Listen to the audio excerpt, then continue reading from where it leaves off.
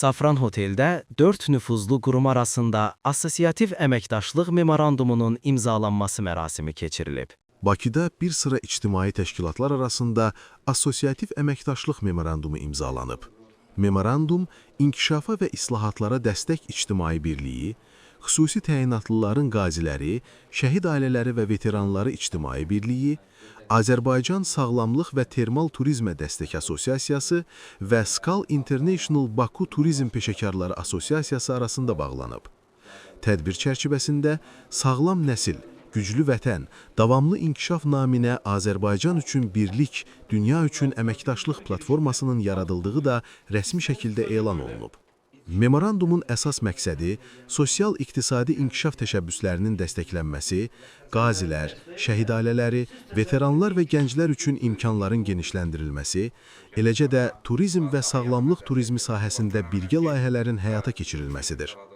Sənəd, həmçinin tərəflər arasında strateji tərəfdaşlığın gücləndirilməsini, innovativ və beynəlxalq layihələrin həyata keçirilməsini nəzərdə tutur. Koalisiyanın fəaliyyət istiqamətləri sırasında sağlam və dayanıqlı cəmiyyətin formalaşdırılması, şəhid ailələri və qazilərə sosial dəstəyin gücləndirilməsi, sağlamlıq və termal turizmin inkişafı, beynəlxalq turizm əməkdaşlığının genişləndirilməsi, eləcə də sosial məsuliyyətli layihələrin təşviqi yer alır. Memorandum çərçivəsində sosial-iqtisadi layihələrin hazırlanması və icrası, korporativ sosial məsuliyyət proqramları, turizm və sağlamlıq turizmi sahəsində birgə təşəbbüslər, təhsil və peşə hazırlığı proqramları, məşğulluğun artırılmasına yönəlmiş layihələr, startapların formalaşdırılması və innovasiya platformalarının yaradılması nəzərdə tutulur.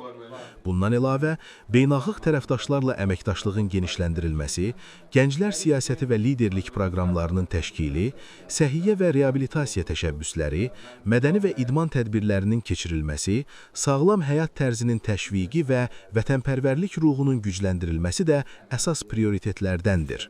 Tədbirdə çıxış edən Milli Məclisin deputatı Vüqar Bayramov, müxtəlif qurumların bir araya gələrək əməkdaşlıq etməsinin ölkənin inkişafına mühüm töhfə verdiyini bildirib. Onun sözlərinə görə, turizm, sosial təşəbbüslər və iqtisadi fəaliyyətin vahid platformada birləşdirilməsi həm dövlət, həm də cəmiyyət üçün əhəmiyyətli nəticələr verə bilər. Azərbaycan Sağlamlıq və Termal Turizmə Dəstək Asosiasiyasının prezidenti Ruslan Quliyev isə kənd icmaları ilə əməkdaşlığın gücləndirilməsinin, özünü maliyyələşdirən agroturizm komplekslərinin yaradılmasının və gənclərin karyera imkanlarının genişləndirilməsinin əsas məqsədlərdən biri olduğunu qeyd edib. O bildirib ki, təşkilatların birgə fəaliyyəti ilə bu istiqamətdə layihələrin genişləndirilməsi planlaşdırılır.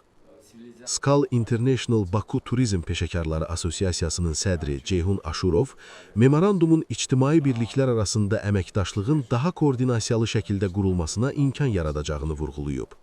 Onun sözlərinə görə, bu əməkdaşlıq sosial və həssas qrupların dəstəklənməsi baxımından da mühüm nəticələr verə bilər.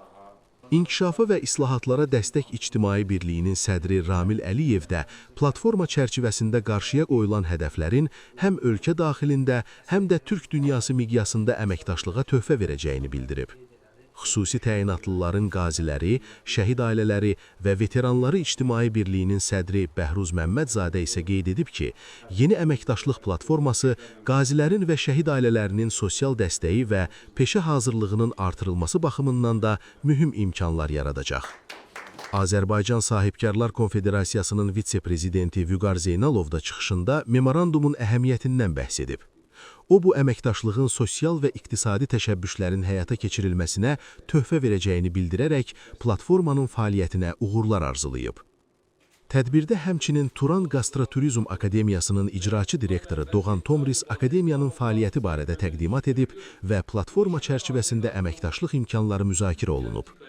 Mərasimdə dövlət qurumlarının nümayəndələri, ictimai təşkilatlar, turizm sektoru təmsilçiləri və media nümayəndələri də iştirak ediblər.